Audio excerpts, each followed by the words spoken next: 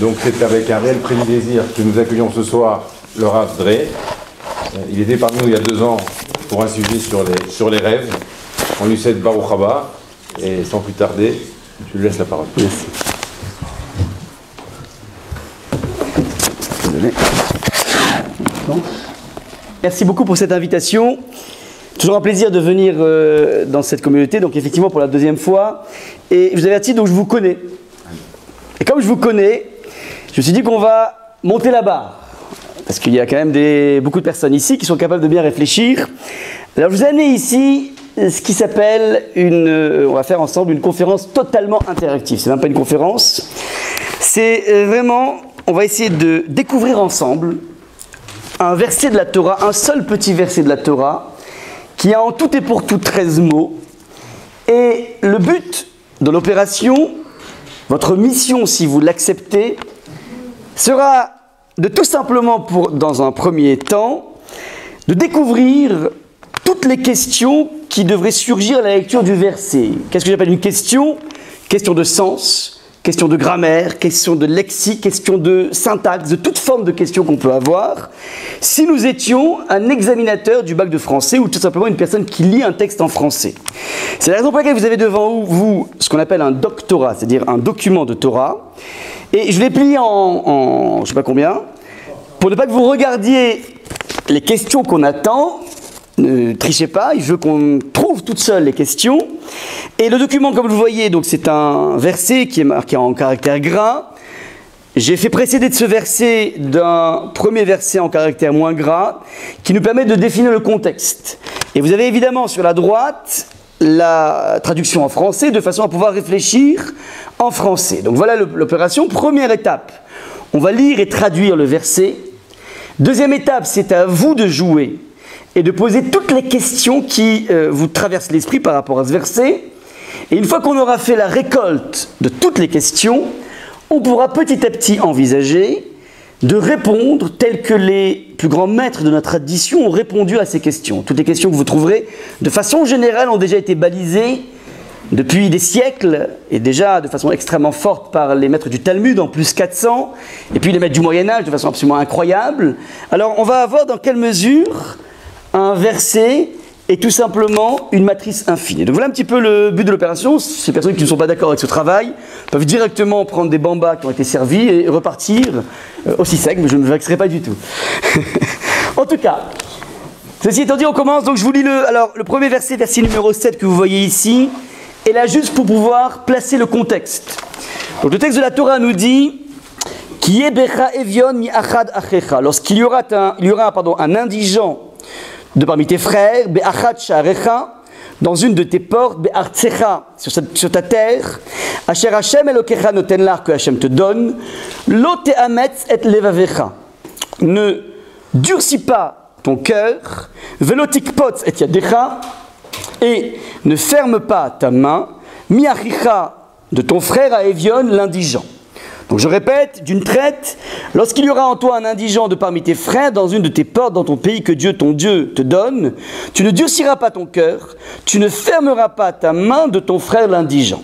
Et ce qui m'intéresse maintenant, vous ouvrez bien toutes vos facultés de perception, comprendre ce verset numéro 8 qui est à la suite du verset numéro 7. Qui, car, fatoar tiftach et yadecha, ouvrir, tu ouvriras ta main, l'eau à lui, ve'avet ta'avitenu, ou prêter tu lui prêteras, dei marsero ashayir sarlo, suffisamment de son manque qui manquera à lui. Donc je répète en français d'une traite, car ouvrir tu ouvriras ta main à lui, ou prêter tu lui prêteras, suffisamment de son manque qui manquera à lui. À vous de jouer, tous les coups sont permis. Pardon? Star Trek. Star Trek?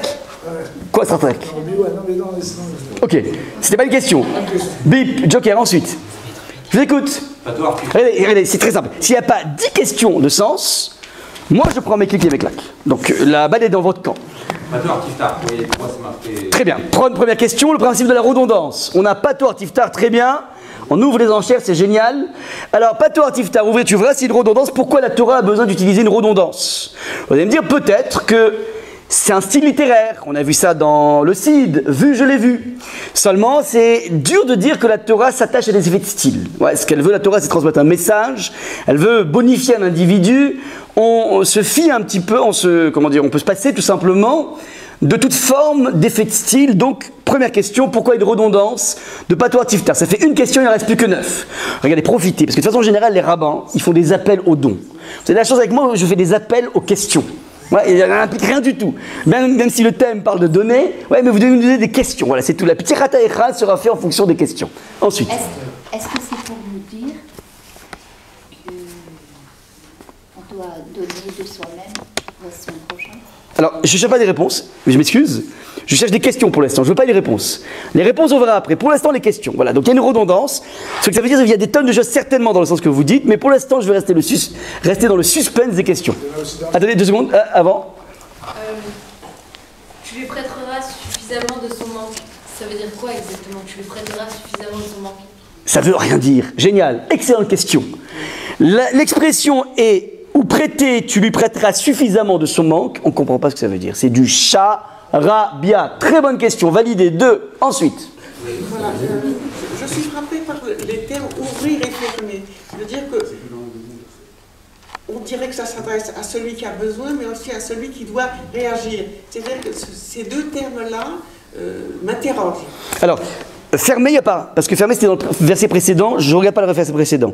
Là, il y a juste ouvrir. Ouvrir, tu ouvriras. Et prêter, tu prêtes. Ou prêter, tu prêteras. Donc, effectivement, on parle d'une ouverture. On pourrait préciser peut-être de votre question, c'est-à-dire qu'est-ce qu'on entend par ouverture, peut-être? C'est ça que vous voulez dire? J'ai l'impression qu'il y a une réaction par rapport à l'ouverture, une fermeture. Oui. Oui. Je veux dire qu'il y a, au fond, faire le contraire de ce qu'il faut faire, je veux dire, quelque part. Il y a ce qu'il ne faut pas faire et ce qu'il faut faire, qui s'exprime sous la forme d'ouverture et fermeture, effectivement. Pourquoi, donc on pourrait poser la question, pourquoi la Torah ne dit pas directement « donner » ? Tu as un pauvre, un de tes frères qui vient taper à la porte, alors ne ferme pas ton cœur et ne durcis pas ton cœur et ne ferme pas ta main, mais donne-lui. Pourquoi le texte exprime le don sous forme d'ouverture. Alors c'est une forme peut-être allégorique, mais pourquoi la Torah a besoin de s'exprimer de façon, comment dire, par périphrase? Dis donne. Et d'ailleurs il y a des versets dans la Torah, M. Réhy pourra vous le dire, Naton titen, donner tu donneras. Donc la Torah connaît le vocable de donner de façon franche, sincère et massive. Il y avait avant, j'ai l'impression qu'à gauche, rive gauche, marche bien. Pourquoi c'est deux fois le verbe manquer? Alors, très bonne question, très bonne remarque. Monsieur Réhy avait fait remarquer la redondance de Patoar Tiftar, ouvrir tu ouvriras, mais il y a aussi une autre redondance qui est le manque qui manquera. C'est redondant. Ouais, c'est redondant, très bien ensuite. Comment faire le choix entre ouvrir et prêter? Alors, effectivement, il y a un arbitrage. Soit tu donnes, soit tu prêtes. Ouais, donc apparemment, on peut comprendre qu'il y a deux possibilités. Une personne vient vous demander, écoute, regarde, j'ai un petit souci pour payer mon loyer, j'ai un creux de 1000 €. Tu peux me donner? Et tu lui dis, écoute mon ami, 1000 € c'est compliqué, tu sais quoi, je te prête. Donc la Torah nous donne deux possibilités d'aider l'indigent, soit en lui donnant, soit en lui prêtant. Donc on comprend l'idée de deux options pour donner. Oui, donc c'est jouable. Elles sont équivalentes, elles sont mises l'une à côté de l'autre. Je ne sais pas si c'est équivalent ou pas. Avant, excusez-moi, il y avait... Est-ce que c'est forcément un manque pécunier? Alors, très bonne remarque, il ne s'agit pas simplement, je réponds tout de suite, que d'un manque pécunier. Le besoin de l'autre, ce n'est pas simplement l'argent, c'est pas simplement de quoi manger, ça peut être tout simplement une personne qui traverse une phase difficile, il a tout ce qu'il faut dans sa vie, mais il est en blues, en mode déprime. Il appelle un copain, il dit, écoute, regarde, il n'y a pas de Max ici au moins. Il n'y a pas de Max ici, parce que c'est toujours un personnage fétiche. Max, alors il appelle Max, son copain, il lui dit, écoute Max, là, je suis... Max, libre, Max, oui.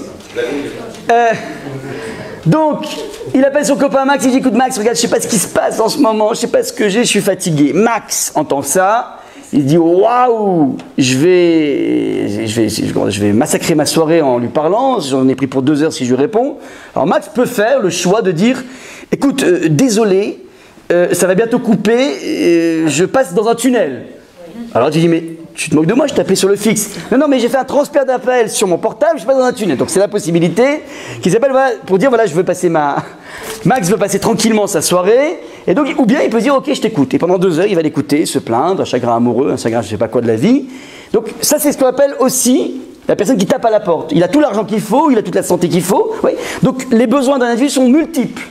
Un enfant qui commence à être turbulent et on comprend pourquoi, ça veut dire qu'il a besoin, il est en train de taper à la porte de papa et maman, ça veut dire j'existe, ça veut dire j'ai tel et tel problème, ça veut dire j'arrive pas à communiquer, bref, ce sont toute la gamme, donc c'est pas forcément un indigent l'enfant, mais il est indigent au niveau sentimental, il peut y avoir une indigence psychologique, il peut y avoir une indigence de pêche. Ouais, je me sens manque de force, je suis allé voir le médecin, vitamine C, bilan biologique, tout va bien, je sais pas, j'ai pas la pêche en ce moment. Pourquoi? Je sais pas. Alors ça aussi, il va y avoir un copain qui va lui remettre de la pêche, qui va le booster. Ça fait partie aussi de la multiple gamme du don possible. Donc effectivement, ça ne se cantonne pas au don. Je continue les questions. Oui, il y avait... À lui. Très juste, allez, on y va. Ça veut dire, c'est quoi la question? Tu ouvriras ta main à lui et qui manquera à lui. À lui, c'est la forme de traduction ou c'est fait exprès? Non, c'est exactement, j'ai fait une traduction parfaite au niveau littéral. Si vous prenez la Bible en français, ils vont enjoliver les choses. Donc il y a effectivement une question. Alors c'est quoi la question? Pourquoi à lui? Pourquoi pas dire qu'il lui manquera? Une répétition. Alors, la question est la place du lui. Votre question est le problème de la place du lui. Je répète. Car ouvrir, tu ouvriras ta main à lui, c'est une erreur de syntaxe majeure.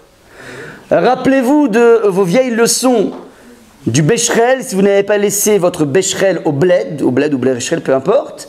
Une chose est sûre, désolé de plomber l'atmosphère avec ces vieux souvenirs, mais en tout cas, il y a une erreur manifeste ici. C'est pas comme ça qu'on cause la France. Car ouvrir, tu ouvriras ta main à lui ne veut rien dire. Car ouvrir, tu lui ouvriras ta main. Il y a une erreur majeure ici. Dans des profs de français, on aurait mis, mais c'est quoi ça? C'est n'importe quoi. Donc il y a une première erreur ici manifeste. Ça ne veut rien dire qu'il fatoir tiftach et yadecha lo. Vous allez dire peut-être que l'hébreu, la syntaxe hébreu n'est pas comme la syntaxe française. Je m'explique pour encore plomber l'atmosphère. Il y a, une loi qui est la suivante. Le complément d'objet indirect, c'est à lui, tu prêteras ou tu donneras à lui, doit être mise avant le verbe, non pas après le verbe. Donc on devrait dire en français, car ouvrir, tu lui ouvriras ta main. Ouais. Maintenant, tu vas me dire, peut-être qu'en hébreu, non, la particule complément d'objet indirect se passe peut-être à la fin. Vous savez, par exemple, en allemand, il y a des verbes qui se passent tout à fait en dernier. Ouais. Ich bin gewesen. Ouais, donc le participe passé n'est pas comme nous. Donc on pourrait dire que l'hébreu, la syntaxe du Lashon HaKodesh, a une syntaxe propre à elle. Alors je dis que c'est pas possible de dire ça. D'abord parce que dans plein d'autres versets, c'est pas vérifié. Ça veut dire que dans plein d'autres versets de la Torah, on respecte le principe kifatoire. On aurait dû dire tiftach lo et yadecha. On aurait dû dire kifatoire, car ouvrir, tu lui ouvriras ta main, primo. Et secondo, regardez la suite du verset.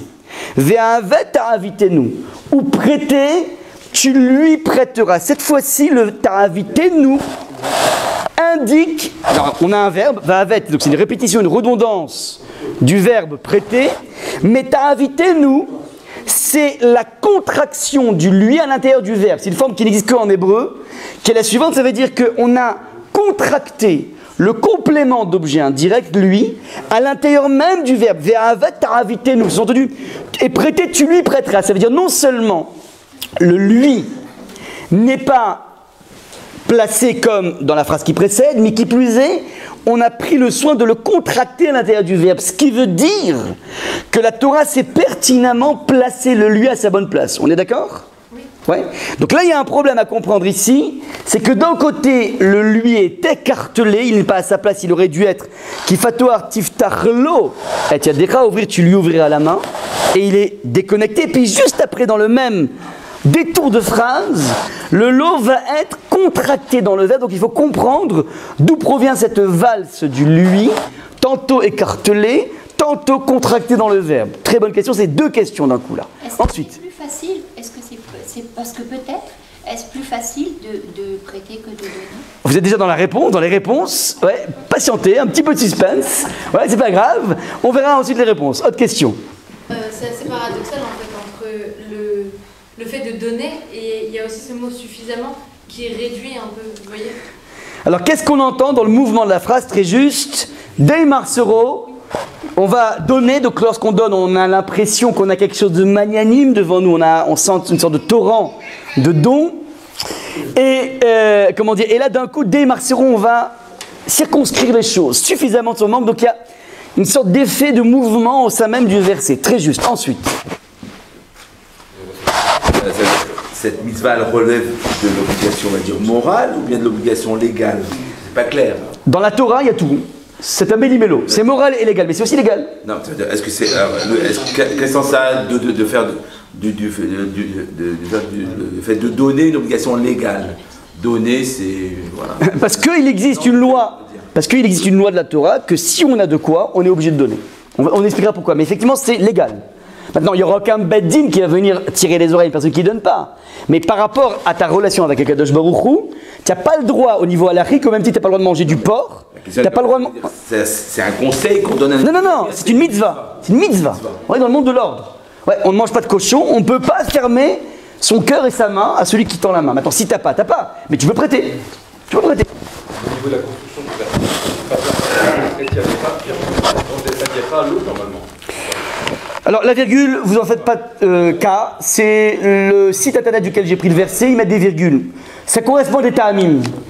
Ça correspond à des ta'amim, on rentre pas là-dedans. La virgule, il n'y a pas de virgule d'ailleurs dans la Torah, donc on met de côté. Moi ce qui m'intéresse c'est le texte. Est-ce que suffisamment c'est seulement pour prêter? Bonne question, non. Réponse, suffisamment de son manque, c'est en facteur, c'est-à-dire ça s'applique aussi bien au don qu'au prêt. Aussi bien dans le don que dans le prêt, je serais censé donner exactement suffisamment. Je réponds rapidement lorsque c'est une question qui est de vraiment compréhension directe. Ensuite. Combien de questions il manque? Pardon? On a combien de questions? Alors, on fait un bilan des courses pour l'instant. Alors, on a remarqué pour l'instant, si ma mémoire est bonne, 2 redondances. Fatoar, Tiftar. Alors, on peut rajouter, donc, Fatoar, Tiftar, première redondance. Deuxième redondance, va avec ta invité nous. Qui a été remarqué, prêter tu prêteras. Troisième redondance, Marcero. Ouais.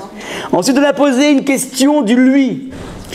C'est une double question, j'ai dit, ça fait 5. C'est-à-dire le lui, il est tantôt écartelé, tantôt contracté. On est d'accord sur le bilan des courses ou pas? Oui. Maintenant, ouais, on a 5 questions. On a... Alors ça, c'était ce qu'on appelle finalement à la fois une question de redondance. On peut se dire aussi ça veut rien dire. Suffisamment de son manque qui manquera. Ça veut rien dire, j'ai acheté ça, j'avais 6. Il m'en manque 4. La face dans le 7. Dans le 7, je ne regarde pas le 7. Le 7 ne m'intéresse pas. On n'a pas le temps, sinon, s'il faudrait faire 4 conférences, sinon. Je fais un verset pour l'instant, on n'est pas... Dans le 8 alors? Dans le 8, on n'est que dans le 8. On n'est que dans le 8. Non, sinon, il faudrait une nuit pour gérer 2 versets. On est là jusqu'à que 2 h du matin, donc je ne peux pas faire plus qu'un verset. Comment on commence par 4? Alors, que veut dire le quart? Alors, très bonne remarque, 7. On est à 7. En fait, le qui, je vous l'ai traduit par quart. En fait, il y a 4 possibilités de traduction dans la Torah du qui. Le qui, il est multiple. Il veut dire tantôt quart, tantôt si, tantôt lorsque et tantôt mais. J'ai choisi un, mais on verra que les 4 marchent. Et chaque définition du qui, oui, regardez-les. Chaque définition du qui va impliquer un sens nouveau dans le verset. Donc c'est une sorte de particule qui nous permet de pouvoir multiplier les sens possibles au sein même du verset. Le chiffre 1 qui revient, mais Achad, Achicha, Non, alors là, vous êtes dans le 7, je ne regarde pas le 7. Le 8, c'est pour ça que j'ai mis en gros. Le 7, c'est juste pour placer le contexte, le 7. C'est quoi la différence entre ouvrir et prêter? Alors, bonne remarque. Ouais, on va appeler une remarque, ça fait 8,5. Quelle différence est-il entre ouvrir et prêter? Prêter, c'est prêter. Ouvrir, a priori, la traduction, c'est donner. Attends, pourquoi on s'exprime sous forme d'allégorie? On a posé cette question, donc en fait c'est 9, excusez-moi, ça fait 9. C'est-à-dire, pourquoi la Torah s'exprime de façon allégorique? Ouvrir, tu ouvriras, on devrait peut dire donner, tu donneras. Et la Torah par ailleurs dit Nathan Titen, donner, tu donneras. Donc, qu'est-ce qu'elle cherche en disant ouvrir, tu ouvriras? Ouais, il y a une recherche, et évidemment pas une recherche de style. Il y a autre chose qu'une recherche de style dans l'utilisation pour parler du don de l'ouverture. Oui. Ah, il y a une autre question sur le manque. On parle d'un manque qu'il a, mais on dit au futur. Qui va lui manquer? Qui lui manque? Très bon que j'attendais cette question. Il y a un jeu très subtil de façon plus générale au niveau des temps qui sont utilisés. Regardez les verbes. Kifatoar, tiftar. Car ouvrir c'est un présent, tiftar un futur. Par opposition aux effets de style du cid, vu je l'ai vu, on est dans le même, comment dire, on est dans le passé, passé antérieur. Vu je l'ai vu. Là en revanche, patoar tiftar, ouvrir c'est un présent, tiftar un futur ou un impératif. De la même façon, veravet, c'est un présent, prêter. T'as invité nous, tu lui prêteras. Il y a un jeu extrêmement subtil entre le présent et le futur. Dei marcero, suffisamment de son manque, qui manquera à lui, donc on est dans un présent Marsoro, son manque, des Hachayer Sarlo qui lui manquera, on est encore dans un mode de présent futur. Donc il y a un jeu, une valse encore une fois, entre le présent et le futur qui continue. Ça fait déjà 9. Ouais. Son manque, 10. il manquera à lui, c'est la même chose. Évidemment, qui plus est, c'est non seulement c'est une redondance, mais qui veut rien dire cette fois-ci. Son manque qui manquera, mais surtout on peut dire que le lui, encore une fois, vous qui avez posé la question sur le lui, celui est en trop. On ne parle que de lui. On ne parle que de lui. Donc c'était en trop celui. Donc en fait le lui, il est problématique dans ce verset pour 3 raisons. La première fois, il est écartelé. Le complément d'objet indirect lui a été écartelé du verbe et c'est pas normal, primo. Deuxième chose, il va être contracté. Troisième chose, encore une fois, écartelé et voire même plus en trop. En trop, on peut très bien s'en passer. Oui. Et donc il faut rendre compte, vous savez, donc on va compter le nombre de mots qu'il y a dans ce verset.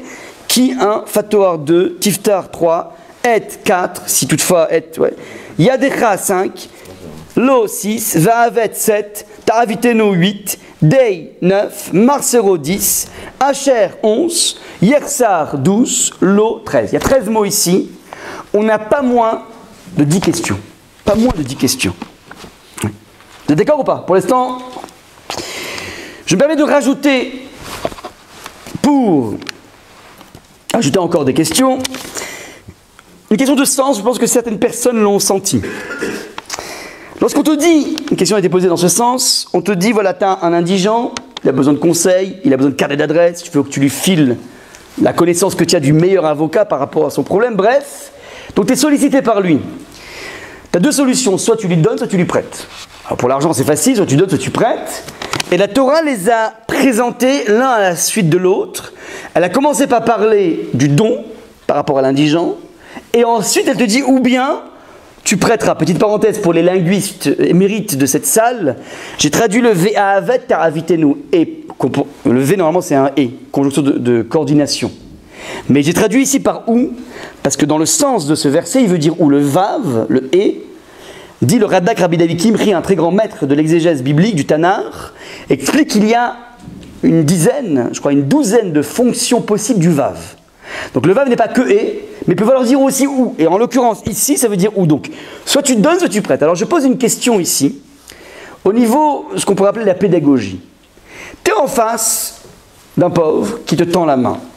On sait que dans la vie, c'est pas facile de donner. C'est compliqué, c'est pas si simple. Ouais. De toute façon, tu peux sentir que en donnant, tu t'amputes de quelque chose. Ouais. Tu as des sources, tu as des ressources que tu as eues grâce à ton travail, à ton labeur. Donner, c'est pas si facile que ça. Et d'ailleurs, vous voyez bien à quel point dans les galas ou je ne sais où, on est obligé de solliciter les gens en leur faisant croire que finalement, ils ne donnent pas ceux qui prennent. Vous connaissez les systèmes d'abord, quand tu donnes, tu as le reçu CIRFA. Donc déjà, de toutes les façons, 66% de tes 1000 euros, tu les aurais filés à Hollande. Bon, c'est vrai qu'on préfère donner à une yeshiva, a priori, qu'à Hollande, primo. Et quand bien même, dans les 33% que tu vas donner, sur les 1000 euros, il y a 333 euros, ouais, que tu vas... Alors, qu'est-ce que tu reçois? Tu reçois la bracha du tzaddik, tu reçois le cadre avec la bracha, tu reçois les tfilotes au kotel. Donc, on aurait presque l'impression que le don aujourd'hui est un investissement. On te donne immédiatement le return on invest, le retour sur l'investissement. Donc on sait, et pourquoi tout ça? Pourquoi tout cet édifice? Pourquoi les gens, directement, tu donnes? Non, parce que c'est difficile, donc on a besoin, les gens ont besoin de sentir que finalement, j'ai pas vraiment donné, de toute façon j'aurais donné de toute façon, bref, c'est un petit peu la psychologie dans laquelle on rentre, c'est-à-dire c'est pas évident de donner. Donc, je dis que la Torah qui s'adresse aux donateurs potentiels, elle dit voilà, option haute, tu donnes, ou bien, option basse, tu prêtes. J'aurais presque envie de dire, d'un point de vue pédagogique, il aurait été peut-être plus simple et plus facile d'entendre le message de la Torah suivant. Tu sais quoi, regarde, tu as un indigent en face de toi, commence par gérer la chose, prête-lui. Prête-lui. Voire plus, si affinité, donne-lui. C'est que j'aurais, à la limite, imaginé que lorsque la Torah s'exprime, elle essaie non pas de heurter, de nous faire une sorte d'électrochoc. Tu sais quoi, tu donnes. Bon, au pire des cas, si tu as une nature un peu trop près de tes sous, alors tu prêtes. Non. Commence de façon plus douce. Tu as 2 options de toute façon, soit le prêt, soit le don. Alors commence déjà, option minimale, prête au moins. Tu vas lui prêter, je sais pas, une couverture, tu vas lui prêter une voiture, je sais pas quoi. Et voir plus, si tu es plus en train, si tu as une âme plus généreuse, plus magnanime, alors tu vas carrément lui donner. Donc ma question est la suivante, pourquoi il y aurait a priori un ordre antipédagogique dans la façon dont la Torah s'exprime. Si je puis me permettre, ce n'est qu'une question, après vous verrez la réponse, vous comprenez pourquoi j'ai présenté de la façon suivante la question. On est bon ou pas? On a dépassé le cap de 10, c'est mon devoir maintenant, je ne peux pas jouer à cache-cache, on va passer aux réponses. Alors d'abord, vous pouvez maintenant ouvrir enfin le document, face A, pas face B, face A. La face noire, pas la face rouge et verte, ainsi de suite. Donc je vous ai marqué ici, ouais, de façon magique, je suis prophète et je savais que vous alliez répondre à toutes les questions. Donc toutes les questions que vous avez posées, elles sont marquées ici. Vous avez le bilan ici. Donc le qui, je vous ai dit c'est mais, car, lorsque, si, lequel choisir, on verra en fonction du sens. Deuxième question, Patoar Tiftar, la question avait été posée, pourquoi ouvrir tu ouvras, donc c'est une redondance, première question de Patoar Tiftar. Alternance, impératif et futur, ça a été évoqué cette question. Pourquoi ne pas donner directement? C'est une question qui a été posée, pourquoi Patoar Tiftar, ouvrir tu ouvriras, dit directement, donner tu donneras. Donc vous voyez comment j'étais prophète de savoir quelles étaient les questions que vous avez posées. Ouais. Je continue. Etiadera n'a pas été posé, je vous la glisse. Ouvre ta main. Que ta main? Que ta main. Car ouvrir, tu ouvriras ta main. C'est tout? C'est tout? Et le cœur, qu'est-ce qu'il en est du cœur? Ouais, pourquoi que la main? Ouais. L'eau, le lui, donc tout le monde l'a. Enfin, ça a été évoqué. À lui, on a dit a priori, il est inutile parce que. On l'a pas dit, mais enfin je le répète, il est inutile de lui, le premier lui. Kifa-toi, Tiftar Etiadera, on aurait dit, car ouvrir, tu ouvriras ta main. Bah, qui a lui, évidemment, puisqu'on parlait de lui jusqu'à précédemment. Donc déjà, il était en trop, on l'a pas dit. Il faut le dire, il était en trop. Qui plus est, place du COI, complément d'objet indirect, qui n'est pas sa place. On est d'accord jusque-là ou pas? Bon. Continue. Va'avet ta'avitenu, ou prêter, tu lui prêteras. Redondance, ça a été dit. Alternance, impératif et futur, ça a été dit. Un lui contracté dans le verbe, on l'a évoqué. Et dernière chose que je vous ai dite là maintenant, qui peut le plus, peut le moins. Ça veut dire, une fois que la Torah t'enjoint de donner, bah évidemment tu seras prêt à prêter. Donc il y a un problème de sens, d'ordonnancement de l'ordre de la Torah. Oui, on est bon ou pas? Je continue. Dei, suffisamment de son manque, ça a été évoqué une des premières questions, je crois. Ça veut dire quoi suffisamment? Ouais, c'est quoi suffisamment? Suffisamment de son manque, qu'est-ce qu'on entend par suffisamment? Marsero Asher Yersar, de son manque qui manquera, donc redondance du manque, ça a été évoqué.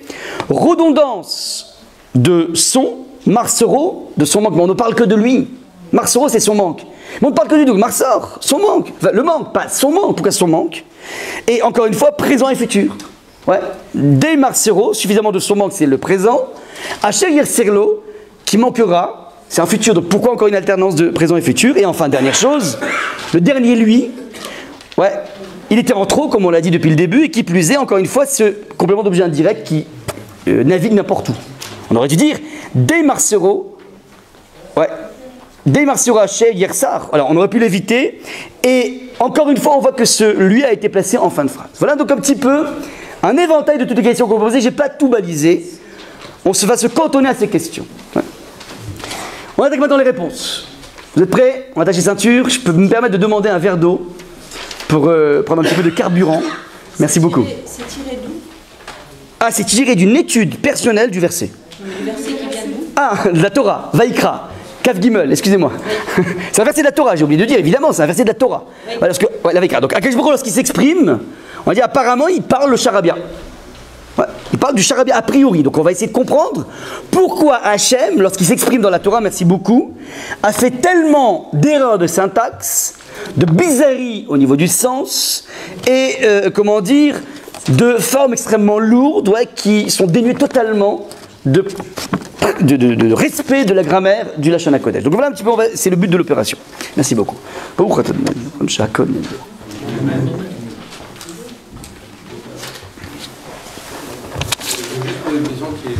dans les questions. Ah, il a pris goût, c'est génial.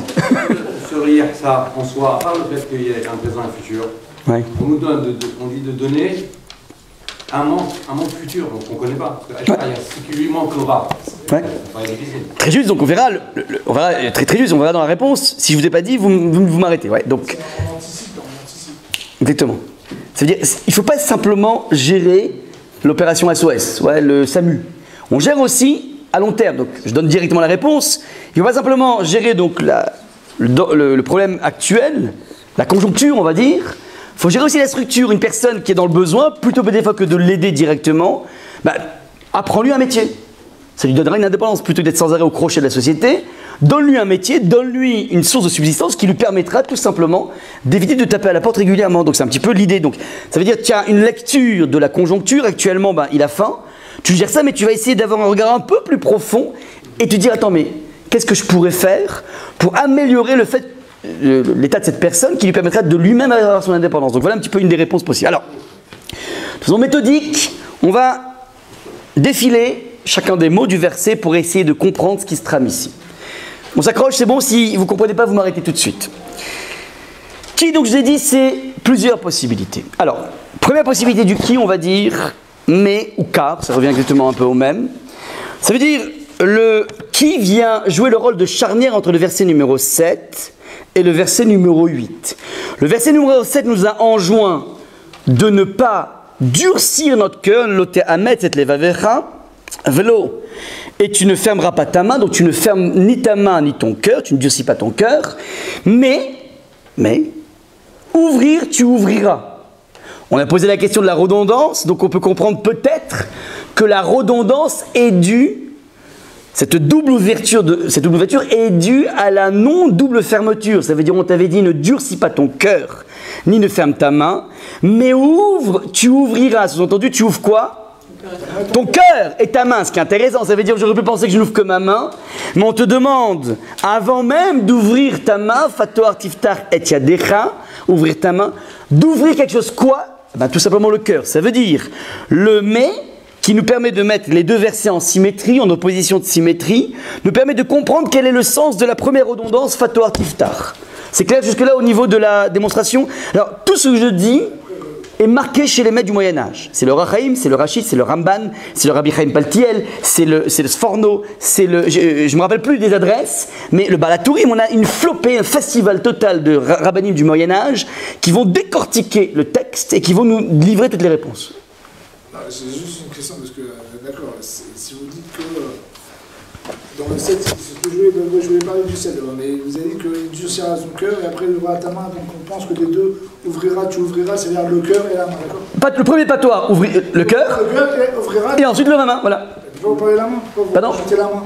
Quoi la main ? Oui, c'est plus dur d'ouvrir la main que le cœur. Ah, on va expliquer. Qu'est-ce qu'on entend par ouvrir le cœur ? Tu n'es pas obligé de dire la main. Réponse est la suivante, très bonne remarque. Pourquoi ouvrir et le cœur et la main ? Réponse. Avant même de répondre à la sollicitation de l'indigent, la plupart du temps, lorsqu'on est sollicité par un indigent, on aime bien s'en sortir à bon compte. Ça veut dire, écoute, bon, combien il te faut ? Tiens, voilà, prends ce chèque et va-t'en. La Torah te demande, non, ça ne suffit pas. Il faut d'abord que tu épouses la douleur de la personne qui est en face de toi. Il faut que tu t'émeuves, que tu sois plein d'émotions par rapport à son cas. On raconte un jour qu'un grand maître est venu voir un Richard pour lui demander de l'argent pour sa yeshiva. Il débarque chez ce Richard et donc on était en pleine nuit d'hiver et le Richard le fait rentrer, il dit mais rentrez que votre arabe, rentrez. Il dit non c'est bon, non, j'en ai vraiment pour 2 minutes, je veux rester. Il a insisté pour rester sur le perron de la porte. Il dit non mais rentrez, non mais je voudrais te parler. Alors il lui parle comme ça, il commence à lui parler. 1 minute, 2 minutes, 3 minutes, le Richard commence à avoir froid. Il dit mais c'est dommage, vous me parlez là, venez, non, je veux rester. Il lui parle. Puis au bout d'un moment, une fois qu'il voit que le Richard a vraiment très très froid, il dit voilà, en fait en 2 mots, je vais te dire une seule chose. Les Bachorim, les étudiants à la yeshiva, ils ont froid. Il a fait passer le Richard par une case qui s'appelle « Ils ont froid, c'est pas conceptuel ». Viens goûter c'est quoi au froid pendant 3 minutes dehors sur le perron de ta porte, entre la chaleur de ta cheminée et la fraîcheur du...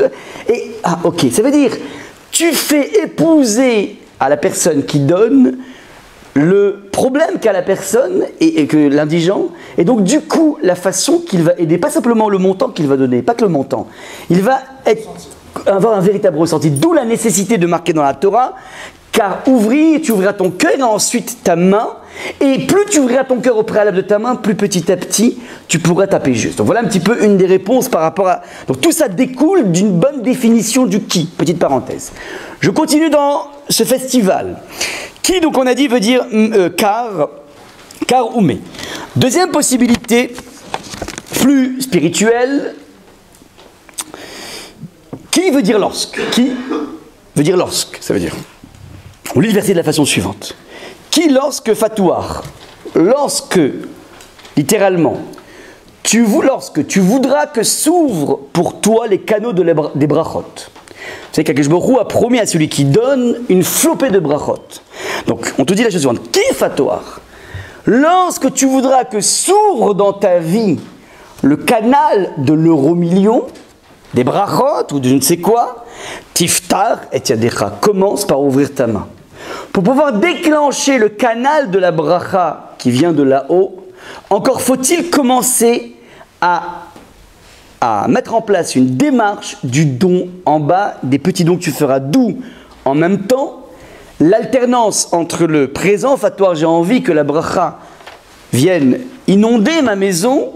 Alors tu sais, pour ça tiftar impératif, c'est un ordre. Commence déjà par ouvrir ta main et tu verras que ça pourra déclencher les brachot d'Akadosh Baruch Hu. On comprend ici ou pas? Donc, lorsque tu voudras que s'ouvre pour toi les brachot, commence par toi-même déclencher quelque chose. C'est bon jusque-là ou pas? Ouais, j'entends... On est d'accord ou pas? Je continue maintenant. Beaucoup plus subtil, Rabbi Chaim Paltiel. Faites bien attention à ce que je vais dire là maintenant. Ouais, veut plus dire maintenant ni car, ni mais veut dire si. Donc je répète. Si tu ouvriras ta main à lui. Comment on décompense ce verset, dit Rabbi Chaim Paltiel, quelque chose d'absolument magnifique. Qui veut dire si, ça veut dire si fatoire il ouvre, c'est bien entendu. Toi l'indigent, tu es venu solliciter celui qui a les moyens, le riche. On s'adresse à l'indigent, on lui dit à l'indigent, qui fatoire, si il ouvre, tant mieux. Si le riche ouvre sa main, tant mieux. Et sinon, s'il n'ouvre pas ta main, tiftar et yadecha, toi l'indigent, tu ouvres ta main. Alors faites bien attention, on a le riche et le pauvre. Le pauvre sollicite le riche. De deux choses l'une, soit le riche entend et il obtempère, il va donner, on est ok. Si, qui fatoire, s'il ouvre, ok. Virgule. Mais s'il n'ouvre pas, le riche, c'est le pauvre qui doit ouvrir sa main. Mais tu me dis, mais qu'est-ce qu'il va ouvrir comme main? Le pauvre, il n'a rien à donner puisqu'il vient de demander. Élément de réponse, vous allez voir dans la vie au quotidien. Très souvent, les mesdames se plaignent que leurs maris ne font pas attention au nouveau rouge à lèvres qu'elles ont acheté, à la nouvelle robe qu'elles ont achetée en solde dans la deuxième des marques. Et donc, il existe toujours une zone de tension qui est la suivante. C'est terrible. Je fais des efforts, j'ai fait des appels de phare, et tu n'as même pas fait attention à ces appels de phare. Maintenant, le problème est le suivant. Si elle verbalise la chose, c'est un petit peu comme si elle demandait de l'aumône. Coucou, je suis là. Et c'est un petit peu gênant. Ouais. Et donc la femme va dire, mais écoute, tu me dis, mec, je t'aime. Et donc il y a des zones de tension qui peuvent exister. Mais si elle réclame le je t'aime, ben, elle a tout perdu parce que c'est un petit peu de l'aumône. Et donc il faut trouver la bonne formule pour demander, sans demander, c'est-à-dire suggérer. Alors le texte de la Torah, tu dis la chose suivante. Ok, tu as fait des appels de phare, il n'a pas pris conscience de tes appels de phare. Donc si, kifatoire, s'il ouvre, tant mieux. Il a fait attention, c'est génial. Mais s'il n'a pas fait attention, toi, tu vas commencer à ouvrir ta main. C'est-à-dire, toi, tu vas lui montrer comment on fait.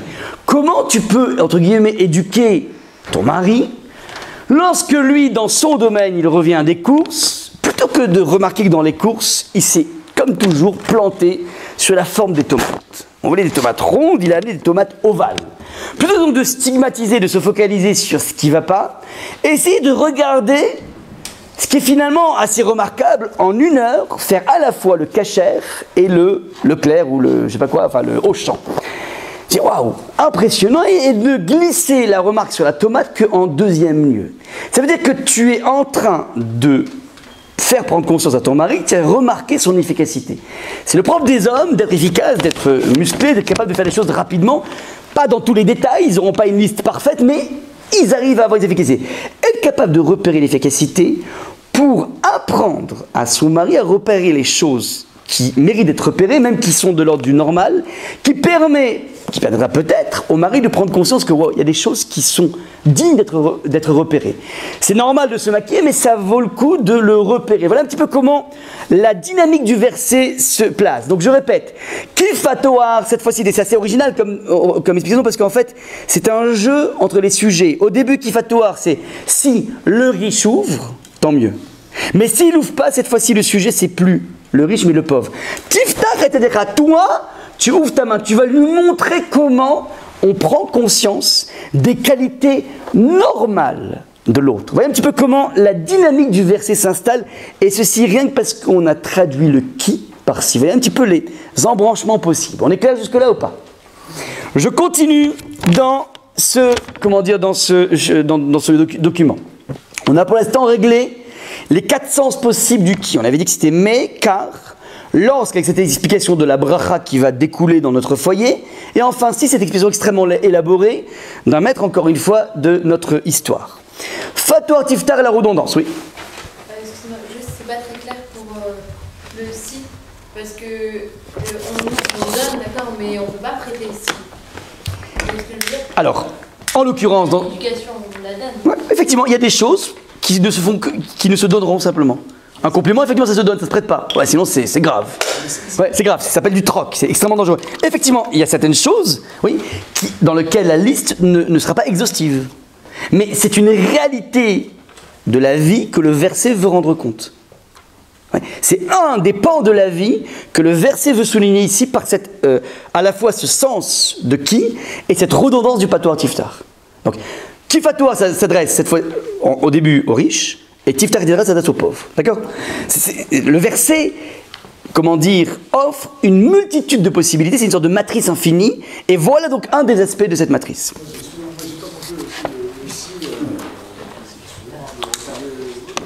On ne retarde pas, on comprend, c'est génial. Non, non, mais je ne vois pas comment on fait la transposition entre tout ce que vous avez dit par rapport à l'actualité et le pauvre qui va venir. Donc, parce que si, bon, d'accord, ok, toi j'ai compris, mais le pauvre, c'est. Comment le pauvre, lui, il va fermer. Comment le pauvre, il va ouvrir ça. Ok. Alors, évidemment, la question est la suivante. On parlait jusqu'à présent d'un indigent. Un indigent, monsieur demande la question, mais comment l'indigent peut ouvrir sa main? J'ai posé la question, évidemment, lui, il ne peut rien ouvrir, il peut rien offrir. Mais l'indigence n'est pas que l'indigence au niveau pécuniaire, au niveau financier. Comment il va montrer à l'autre? Réponse, j'ai exprès placé le cadre dans l'économie d'un couple parce qu'il y a effectivement aussi indigence au niveau sentimental. D'accord, mais attendez, dans le couple, il y a des liens. Donc un indigent, une personne, il n'y a pas de... Mais c'est la raison pour laquelle ce verset ne parle pas que de l'indigence financière. On a dit depuis le début que le verset parlait aussi de l'indigence sentimentale. Donc cette explication pourra s'appliquer de façon merveilleuse dans un cadre d'indigence sentimentale. Un enfant... Ah d'accord, mais donc pas un indigent lambda. Mais parce qu'il ne faut pas se fixer sur la... Oui, tout à fait, tout à fait. Oui. C'est pas que le pauvre. On pourrait prêter à la confusion en disant... Non, non, non. Encore une fois, c'est pour ça que j'ai replacé le cadre de cette explication dans une économie qui est différente. Pareil dans les relations avec les enfants. Un enfant qui commence à soit rentrer dans un mutisme, soit commencer à faire des crises en veux-tu en voilà, est en train de dire des choses à sa façon. Maintenant, soit on ne réagit pas, soit on essaie petit à petit de rentrer dans son mode de communication. Ça veut dire, l'enfant a peut-être par maintes fois essayé de communiquer, il n'a pas réussi. Alors lui, qu'est-ce qu'il fait? Il commence à faire du bruit. C'est une façon, ouais. Alors, il ne peut pas éduquer ses parents, mais c'est une façon de pouvoir se manifester. Mais c'est un petit peu cette dynamique de la relation dans la communication. Et encore une fois, qui ne concerne éventuellement que l'indigence sentimentale ou psychologique, ouais, qui n'est pas au niveau financier, effectivement. Oui, parce que si c'est un besoin financier, alors le pauvre, lui, il n'a rien. Il ne pourrait pas montrer l'exemple de donner la tzedaka.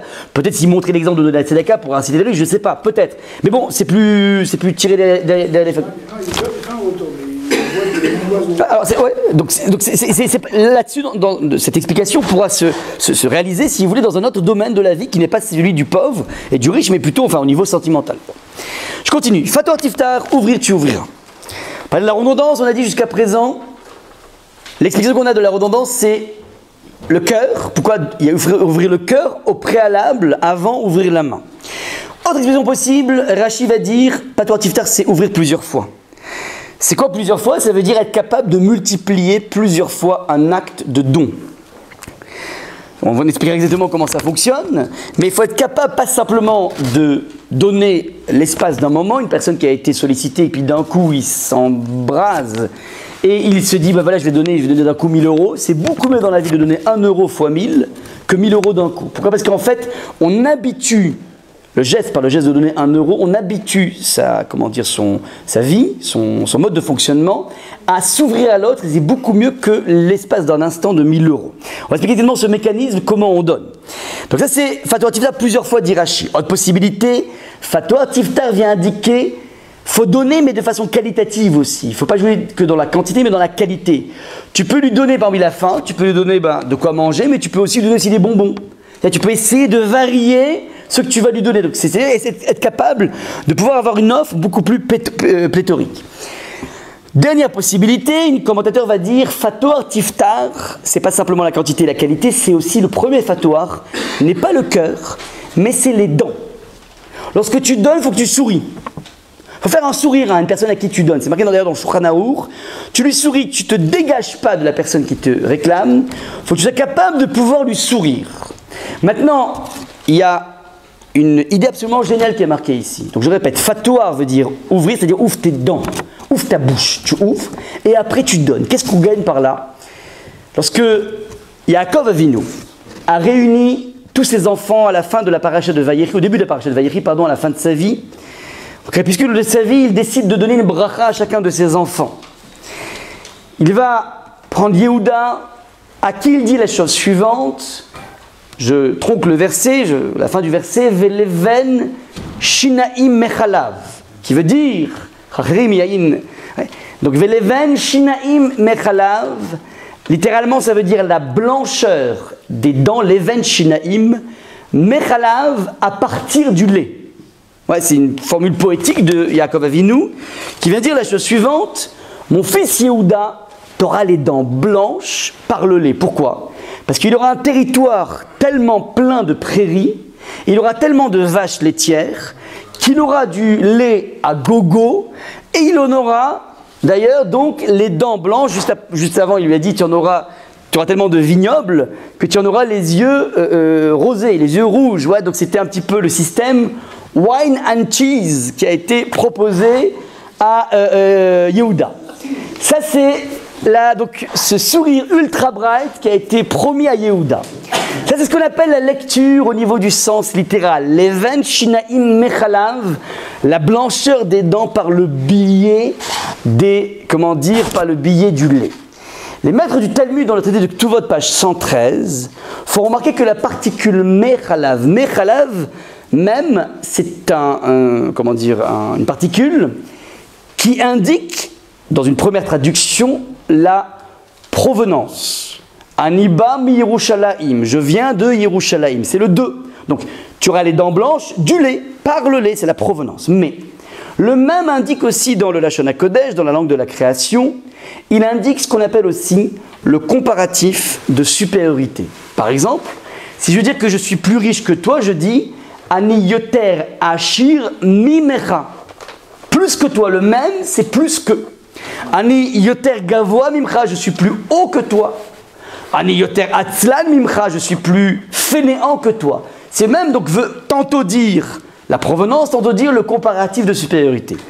Si disent les maîtres du Talmud, je transpose cette définition de même comme étant le comparatif de supériorité, je la transpose dans le verbe, dans la parole de Yaakov, ça veut dire que Yaakov a aussi dit à son fils, ça peut être interprété d'une autre façon, Leven shinaim mechalav, la blancheur des dents, mechalav veut dire mieux que, plus que le lait. Sous-entendu, dit Rabbi Yochanan, il est plus important de sourire à un individu que de l'abreuver du lait. Je répète, c'est plus nourrissant pour un individu de recevoir un sourire que de nourrir de façon nutritive un individu. Cette parole du Talmud a été malheureusement vérifiée. J'ai entendu il n'y a pas très longtemps sur France Info un reportage. Ils ont découvert dans les archives, durant l'époque de l'URSS de Brejnev, pour ceux qui se rappellent, dans les années 80, à l'époque, vous savez que l'URSS était un état de total despotisme terrible, et ils se permettaient de faire des expériences en veux-tu en voilà au niveau scientifique. Parmi les expériences qu'ils ont faites, ils ont pris des nourrissons qui étaient orphelins. Ils ont pris un groupe de 10 nourrissons dans un orphelinat, et ce groupe de 10 orphelins, ils ont demandé donc à un groupe d'infirmières de s'occuper de ce groupe d'orphelins.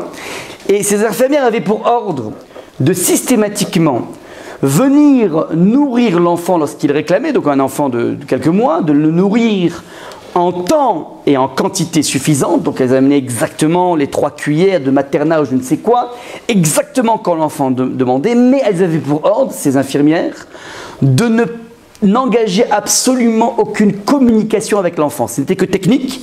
Elles arrivaient, elles mettaient le biberon, et puis elles n'engageaient absolument aucun type de communication. C'était l'ordre qu'elles avaient reçu. Donc l'enfant ne communiquait pas avec celle qui le nourrissait. Premier groupe, groupe B, deuxième groupe, 10 enfants pareils, à qui les infirmières avaient pour ordre de les laisser pleurer lorsqu'ils demandaient de quoi manger, de façon à leur, soi-disant, faire les poumons.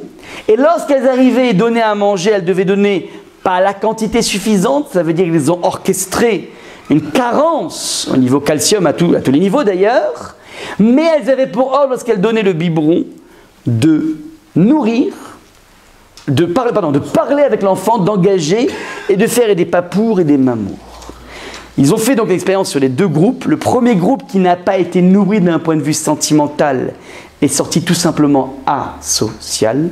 Le deuxième groupe est sorti totalement équilibré d'un point de vue psychique, avec des carences en calcium, certes. Ça veut dire illustration absolument terrible du principe à partir duquel, lorsqu'une maman donne le sein à son enfant, l'enfant est infiniment plus nourri par les sourires de la maman, par les caresses de la maman, par tout ce qui est la dimension sentimentale de la mère, beaucoup plus que le lait maternel. On sait à quel point le lait maternel est essentiel, d'où les répercussions d'un baby blues au niveau médical. Lorsqu'une femme, compte tenu d'un certain problème d'hormones, je ne sais quoi, a eu un baby blues, l'impact, à part le fait qu'elle est en déprime, l'impact est que l'enfant n'a pas suffisamment reçu sa dose de nourriture sentimentale dans ses premiers moments. Et ça fait, on s'est rendu compte, ça fait des dégâts, pas des énormes dégâts, puisqu'après ça s'est récupéré, mais ça peut faire des dégâts, des carences des enfants qui se retrouvent plus tard dans l'adolescence, parce qu'en fait, fondamentalement, il y a eu une sorte de carence, comme il y aurait une carence en vitamine C ou en calcium, mais il y a des carences au niveau affectif et qui ont des effets infiniment plus grands. Voilà donc un petit peu ce que nous dit ici le texte. Leven chez les Mechala veut dire que lorsque tu souris à quelqu'un, tu lui donnes beaucoup plus que tout simplement l'abreuver. À partir de là, donc, le texte nous dit Fatwa Tiftar, souris avant de donner. Quand tu souris, tu es en train de donner quelque chose de tout à fait inédit à la personne. Fatwa Tiftar, on a dit, c'était un présent et puis un futur. Fatwa veut dire tu donnes au présent, disent les commentateurs, ce qui veut dire que tôt ou tard, tu vas mettre en place une dynamique. Si tu te mets à donner, même si tu n'es pas tout à fait convaincu, ça va petit à petit créer chez toi un réflexe qui fait que tu seras dans le mode de l'impératif. On passe du présent de narration à ce qui s'appelle l'impératif, c'est-à-dire que tu vas devenir un impératif. Je m'explique ici. On touche ici, dans cette redondance de Fatwa Tiftar, à un yesod, à un fondement essentiel de ce qui s'appelle l'amour dans la Torah, le concept de l'amour. La plupart des gens, explique Rav Dessler, pensent que pour pouvoir donner à un individu, encore faut-il au préalable l'aimer. Comme je t'aime, je te donne. Les Chazal nous disent que c'est exactement l'inverse qui se passe. C'est-à-dire, Torah considère que ce qui précède le don n'est pas l'amour, mais il y a à la base un don qui va lui-même engendrer l'amour. Plus je donne, plus j'aime. Il ne faut pas que j'attende d'aimer pour donner, mais plus je donne, plus j'aime. C'est une équation qu'il faut bien entendre dans sa tête. Plus je donne, plus ça développe chez moi et ça déploie chez moi le principe de l'amour. Je donne plusieurs illustrations. À cela, il y a, les Chovat HaLevavot, un maître du Moyen-Âge, 13e siècle, pose la question suivante. Il observe la nature et il dit, mais c'est incroyable. Le monde des êtres humains est un monde qui est marqué par une supériorité intellectuelle absolument incroyable par rapport aux animaux. On est infiniment plus intelligent que tout le règne animal, et même s'il y a des dauphins qui ont de la mémoire et des éléphants qui ont de la mémoire, on est infiniment plus intelligent que le monde animal. Il demande le Chovat HaLevavot pourquoi Kadosh Baruch Hu, si on est tellement dans une relation de suprématie intellectuelle, pourquoi on est tellement inférieur d'un point de vue physique aux animaux? Je donne une illustration. Combien de temps met un chaton pour marcher? Immédiat. Combien de temps met un poulain pour marcher? Immédiat. Combien de temps met un enfant pour marcher? 1 an en moyenne, 9 mois minimum, voire plus. Oui. Demande le Chovot Elevot, combien de temps met un Bambi pour marcher? 2 minutes. 1 heure chez Walt Disney. Mais c'est pour Walt Disney. Mais effectivement, c'est immédiat. Demande Chovot, pourquoi Akadosh Baruch Hu ne nous a pas créé en même temps que cette suprématie intellectuelle, une suprématie physique? Imagine, l'enfant il naît, et il sort, il commence à marcher, maman j'ai faim, tac, je bois. Pourquoi pas? Le chaton fait ça, on est moins qu'un chaton? Question du Chovot Elevot du Moyen-Âge. Réponse extraordinaire du Chovot Elevot. Il dit voilà, Akadosh Baruch Hu nous a créé avec un handicap physique de base, de façon à ce que papa et maman passent leur temps à donner à l'enfant. Ça veut dire, l'enfant il va mettre un temps fou pour marcher, il met 1 an, et quand il marche, il titube. Ouais, titube, on dirait qu'il est bourré l'enfant, ouais. Et il va mettre du temps avant de courir, et avant de courir avec une balle et faire du vélo. Maintenant, tous ces moments durant lesquels tu t'occupes de l'enfant, tu le tiens à la main, tu es en train de donner à l'enfant. Tu donnes. Et plus je donne, plus j'aime.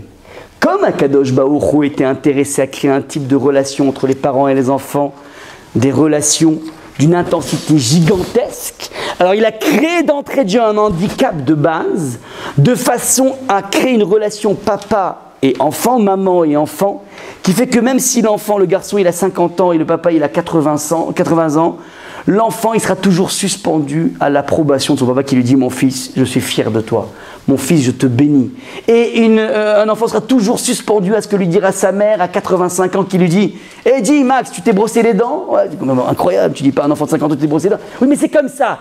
Il existe un type de relation qui n'existe pas dans le monde des animaux. Il y a des relations sentimentales, mais n'en déplaise à Bardot, il n'y a pas du tout le même type de relation qui peut se tisser entre un animal et un homme et entre des êtres humains.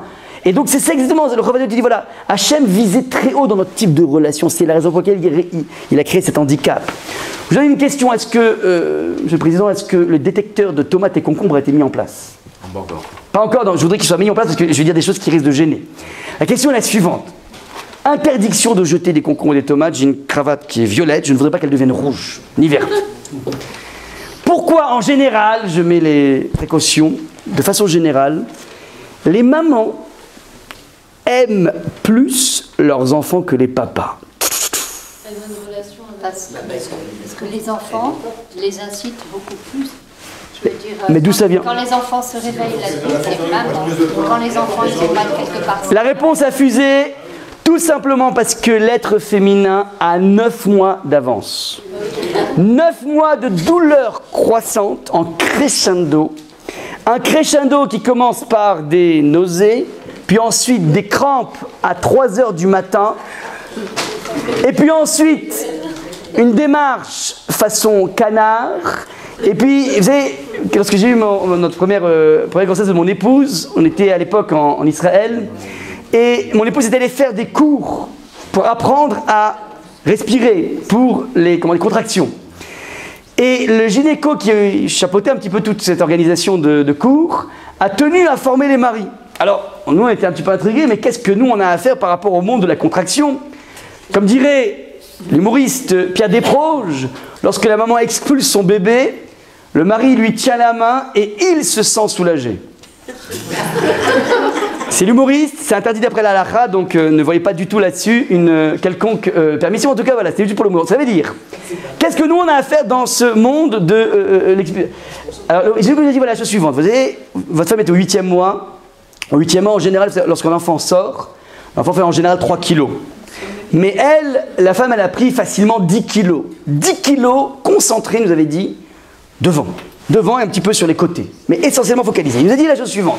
Je vous demande, soyez très gentils, de prendre un sac à dos à la maison et vous y mettez 10 litres de lait.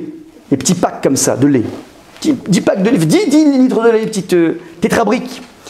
Et vous mettez le sac à dos à ventre et vous montez un étage. Il a dit voilà, une femme fait ça pendant des heures dans la journée, elle fait du tâche de Pessar avec ça. Juste pour prendre compte, maintenant tout cet investissement, ce labeur, pourquoi? Pour pas grand chose. Au bout de 5 mois, l'enfant commence à faire des galipettes, elle est comme une folle, la femme, mais t'as rien. Au bout de 9 mois, l'enfant sort. La femme, elle est, mais au 7e ciel. Ah, comme il est beau! Quelle menteuse! Mais il n'est pas beau, il est moche, un bébé qui naît. La plupart, d'abord, ils sont bleus. Version Schtroumpf. Et quand ils ne sont pas bleus, ils sont chauves. Ils sont tout fripés. Pourquoi elle l'aime tellement fort? Réponse. Il n'a rien pour être aimé, si ce n'est tout l'investissement que sa maman a donné à l'enfant. Plus je donne, plus j'aime. Ça, c'est l'équation qui est censée aller plus. Maintenant, les maris pourraient rattraper les 9 mois de retard. Mais il existe, je sais pas, il y a des médecins dans la salle, quelque chose de tout à fait bizarre. Aucun médecin n'a réussi à expliquer ça. Mais il paraît que les maris font, après la naissance de l'enfant, ont une maladie qui est quand même incroyable, qui s'appelle le principe de la surdité chronique. De minuit à 7 heures du matin, le mari n'entend plus rien. Il se lève, tout guilleré. Ah, Ishtabar chez moi, que Dieu bénisse, mon fils, ma fille, une semaine fait déjà ses nuits. Et sa femme, avec des cernes jusqu'au menton, non, pas ses nuits, toutes les 3 heures, comme la montre Rolex, que j'attends toujours d'ailleurs. Toutes les 3 heures, une précision suisse. Ouais. Ça, c'est. Alors, les gens se plaignent des couples modernes, il paraît que les maris participent, c'est génial que les maris participent. C'est génial, pourquoi? Ils changent les couches. Les gens, mais comment qu'on change les couches? Pas possible, oui. Oui, c'est génial, pourquoi? Parce qu'en fait, quand tu donnes, tu aimes. Et les couples modernes sont en train de créer des relations papa-enfant qui n'ont jamais existé jusqu'à présent, et c'est très bien en tant que tel, parce que plus tu donnes, plus tu aimes. Tu ne peux pas attendre d'avoir une relation intellectuelle avec un enfant pour commencer à avoir un lien avec lui. Et donc on ne se rend pas compte à quel point fondamentalement c'est une grande bracha, le fait que les maris mettent de plus en plus la main à la pâte par rapport à ça. Ça, c'est le principe. De façon littéraire, si vous voulez, il y a quelqu'un qui a très bien compris ce principe du don qui implique l'amour, c'est le Petit Prince. Le Petit Prince avait cajolé une rose, et puis d'un coup se trouve devant une parterre de roses. Et il dit, je me croyais riche d'une fleur unique, mais je ne possède qu'une rose ordinaire. Ça et mes 3 volcans qui m'arrivent aux genoux. Alors il va faire une éducation chez le renard, qui va lui apprendre que l'essentiel est invisible pour les yeux. C'est le temps que tu as passé pour ta rose qui fait que ta rose est si importante. Et il répète, c'est le temps que j'ai passé pour ma rose qui fait que ma rose est si importante. Il va revenir devant le parterre de roses qui sont toutes semblables à la sienne. Il dit, vous êtes belle, mais vous êtes vide. On ne peut pas mourir pour vous. Vous êtes comme était mon renard, un renard semblable à 100 000 autres. Mais j'en ai fait mon ami. Il est maintenant pour moi unique au monde. Cette relation d'unicité entre 2 êtres, elle s'obtient à partir du moment où l'individu est capable de donner. On retrouve ça de façon fulgurante et extraordinaire dans toutes les lois de pureté familiale qui gèrent le couple, dans lequel, durant un bon laps de temps chaque mois, un mari et une femme ne peuvent avoir aucune espèce de contact physique quel qu'il soit. Maintenant, vous allez dire, mais comment ça se vit? Au début, c'est pas évident, mais on apprend petit à petit à prendre conscience d'un truc génial. Il y a toujours un décalage essentiel entre la vision du couple du côté féminin et du côté masculin. L'être féminin, de façon générale, projette en son mari avant tout une recherche de sécurité, une recherche d'épaule, une recherche de se faire cajoler. L'être masculin a un regard beaucoup plus physique de façon générale pour unir 2 êtres qui n'ont pas la même vue sur la même chose. Alors, la Torah a trouvé un édifice absolument extraordinaire qui s'appelle « Pendant 12 jours par mois, tu vas apprendre à donner à ton épouse, sachant que le don que tu donnes et le « je t'aime » que tu lui dis n'est pas un plan A, sachant qu'on ira de A à Z dans la chambre à coucher. Le « je t'aime » est un « je t'aime » franc, sincère et massif qui émane d'une véritable relation sentimentale parce que justement, il n'y a absolument aucune espèce de profit qui peut être mis en place à ce moment-là. Il faudra juste avoir un profit différé, attendre le moment du mikvé, mais qui fait qu'au moment où on arrive au mikvé, à partir du moment où l'être féminin ressent cette garantie d'un point de vue sentimental, alors la dimension physique sera d'autant plus magnifique, d'autant plus majorée. Voilà un petit peu le génie de la Torah qui a compris comment on crée l'éducation sentimentale, comment on crée au fil des années une véritable relation d'amour avec un grand A et non pas ce qui nous est servi aujourd'hui dans toutes les formes de pseudo-relations qui ne mettent en place que le monde du désir et non pas le monde de l'amour. Voilà un petit peu donc ce qui se trame ici dans ce Fatoar Tiftar. Fatoar Tiftar te dit la chose suivante. Tu commences à faire un pas même si tu n'es pas super convaincu et plus tu avances, plus tu donnes, plus petit à petit, tu vas imprimer dans ton cœur une dimension d'amour. Je continue dans la suite. On a posé la question... Le lui, pourquoi ce lui est écartelé, tantôt contracté, tantôt écartelé? Réponse d'un maître du Moyen-Âge, un truc extraordinaire. Ok. Jusqu'à présent, on a parlé de la façon dont tu dois agir, tu dois essayer de repérer le besoin de l'autre. Il t'a sollicité, tu dois répondre à cette sollicitation. Maintenant, mettons-nous dans la peau de l'indigent. L'indigent est venu te taper à la porte. Il est venu te demander de quoi manger. À partir du moment où tu vas lui donner de quoi manger, tu vas lui donner ce dont il a besoin, qu'on le veuille ou pas, en donnant la tzedaka, en donnant ce dont il a besoin, que tu le veuilles ou pas, tu es en train d'entériner le fait que toi, tu es un riche et lui, c'est un pauvre. Riche en tout.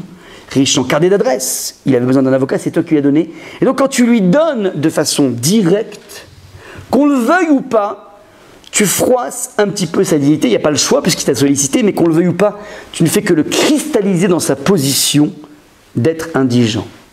La Torah te dit un truc absolument gigantesque. Elle te dit la chose suivante. Tu as appris que quelqu'un a besoin. Fatoar tiftach et yadecha. Tu vas lui ouvrir ta main, l'eau à lui, vers lui. C'est quoi vers lui? On vient exprimer ici, disent les commentateurs. Un commentaire dit la chose suivante. Tu ne vas pas lui donner en direct, mais tu vas lui faire passer. De façon à ne jamais être en prise directe avec lui, de façon à ménager sa dignité. Et donc, le déplacement du lit, du complément d'objet indirect a été mis ici, juste pour t'indiquer que tu ne vas pas lui donner en direct, en face directe, mais tu vas lui faire passer. Et donc, on est venu par le biais de ce complément d'objet indirect écartelé, te montrer le circuit du don.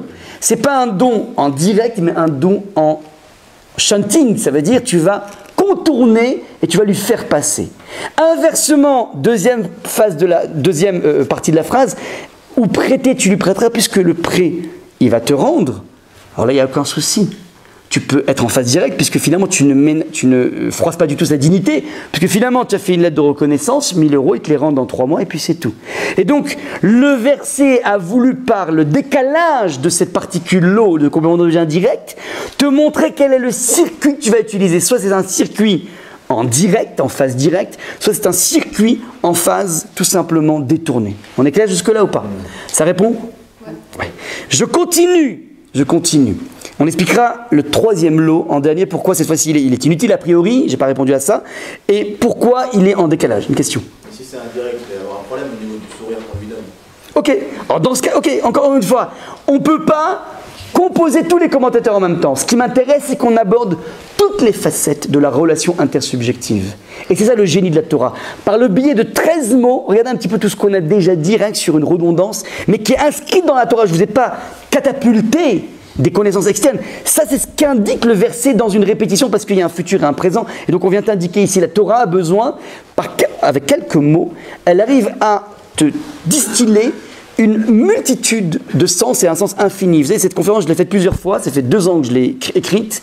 Et à chaque fois que je suis dans un public différent, à chaque fois émane j'ai eu 2 questions auxquelles je n'avais jamais pensé. Je vous dis. Ça me prouve à quel point la Torah est infinie. Pourtant, j'ai bossé le travail, j'ai bossé le dossier de façon très forte. À chaque fois, j'ai quelqu'un qui me pose une question qui est inédite. Sur 13 mots. Regardez un petit peu cette richesse incroyable. Ça, c'est donc le point. Vavet invité. Donc maintenant, je continue dans la question qu'on s'était posée. Si la Torah t'enjoint de donner, si tu peux donner, évidemment, tu pourras prêter. Donc pourquoi on a dit d'abord donner, ensuite prêter? Qui plus est, ça aurait été peut-être plus pédagogique d'enjoindre à un individu de prêter, puis ensuite de donner. Réponse d'un commentateur génial. Il dit la chose suivante. Effectivement, option haute. Première option haute, tu donnes. Tu donnes. Option encore, tu donnes en direct. Option encore plus haute, tu donnes en indirect, tu fais passer. Option encore plus haute, tu prêtes. Ah, tu vas me dire, mais c'est... Et en fait, c'est un don déguisé. Tu lui fais croire que tu lui prêtes pour lui ménager sa dignité, Et en fait, la lettre de reconnaissance de dette, tu la déchires quand il n'est pas là. C'est ça le crescendo de la Torah. C'était pas un décrescendo, c'est un crescendo. La Torah te dit, tu sais quoi? Premier niveau, tu donnes et effectivement, tu peux même éventuellement essayer de t'arranger à lui faire passer pour ménager cette dignité. Mais si tu n'arrives pas à lui ménager cette dignité en lui faisant passer, autre solution, solution géniale. Tu sais ce que tu fais? Tu fais semblant de lui prêter. Et en fait, c'est un don. Ça, c'est le génie. C'est le génie de cet ordonnancement de la Torah, d'abord le don et ensuite le prêt. C'est pas un décrescendo, c'est un crescendo. Justement, si la personne après elle va vouloir nous redonner... Alors après, encore une fois, après on gérera. Mais ça veut dire que dans ma tête, ça se gère ensuite. Mais ce qui est intéressant, ok, alors imaginons que la personne a de quoi, il a réussi à avoir une fortune, alors je vais accepter éventuellement le prêt. Mais dans ma tête, j'étais dans une disposition d'esprit qui s'appelle, moi, je donne et je ne lui dis pas, pour ne pas le vexer. J'essaie de jauger le plus possible. La personne, elle ne veut pas s'engager justement parce qu'elle sait qu'elle ne pourra pas le rendre. Si la personne veut, et donc du coup, elle ne veut pas accepter le prêt. Alors, ok, alors, ça s'appelle comment dire, une voie sans, enfin, c'est pas une voie sans issue, ça veut dire, ok, alors je lui donne. Et tant pis pour sa dignité, il faut bien que je lui donne, je ne vais pas le laisser mourir de faim. Alors, tant pis, j'ai pas réussi, mais il faudrait que moi je sois soucieux, pas simplement de m'arracher en donnant, mais être capable de me dire, mais ok, je donne, c'est joli, mais peut-être qu'il faudrait que je table juste et que j'essaie de voir dans quelle mesure sa dignité peut être respectée. Peut-être qu'elle ne sera pas respectée, alors ok, alors je vais donner. Ça existe, il y a des fois où on donne en direct. Ouais. Mais je vais être assez suffisamment fin pour me dire comment je peux faire pour donner en indirect. Ça, c'est vers quoi? La Torah veut nous convoquer, elle veut nous convoquer à une excellence du don. Je continue je suis dans le numéro 7. Deibar Sero Hashiraso, que veut dire suffisamment de son manque? La Gemara va répondre à cette question. Suffisamment, ça veut dire, c'est pas pour limiter, la question a été posée, mais pourquoi tantôt c'est magnanime et tantôt ensuite on limite? Réponse. Il faut être capable de donner, mais pas de gâter un individu. Et donc ça demande une extraordinaire lucidité de voir qu'est-ce qu'il a effectivement besoin et qu'est-ce qui serait en trop pour lui et qu'est-ce qui serait pas assez pour lui. Ça demande un fine-tuning, comme on dit en anglais, ça veut dire une dextérité absolument extraordinaire. Je donne un exemple. Dans la vie de tous les jours, ça veut dire il y a des enfants qui ont plus besoin que d'autres, qu'on sorte avec eux par exemple. Eh ben, en fonction de chaque enfant, il faut être capable de sortir. On ne fait pas d'égalité, c'est-à-dire on ne peut pas faire d'égalité parce qu'en fait, on éduque les enfants à être heureux. Et être heureux dans la vie, chacun n'a pas les mêmes clés d'accès au bonheur. Et donc, être capable en fonction de chaque enfant, de dire voilà, lui il a besoin de telle et telle récompense et lui il n'a pas besoin. Et être capable de pouvoir, en fonction de chacun des enfants, réfléchir avec son épouse, avec son mari, et dire voilà, celui-là on lui fait ça, celui-là on lui fait ça. Ça demande beaucoup de dextérité, mais c'est ce que la Torah te demande. C'est exactement ce dont il a besoin, oui, et pas plus que ça. Comme on avait dit, Marcero, c'était la première réponse qui avait été donnée. Je veux voir le manque actuel et j'essaie de voir dans quelle mesure, de façon structurelle, je peux le rendre indépendant. Plutôt que de lui donner de l'argent, donne-lui un métier, paie-lui un stage qui permettra d'avoir sa dignité. On va finir sur ce dernier lot, le dernier lot à lui, donc je répète la phrase, suffisamment, car ouvrir, tu ouvriras ta main à lui, et ou prêter, tu lui prêteras, suffisamment de son manque qui manquera à lui. On avait dit le lui étant trop, et qui plus est, il n'est pas à sa place. L'élément de réponse est donné par un maître absolument extraordinaire. Disons qu'on a réussi à cibler exactement le besoin de l'autre. Je vais m'arranger à lui faire parvenir ce dont il a besoin, donc j'ai fait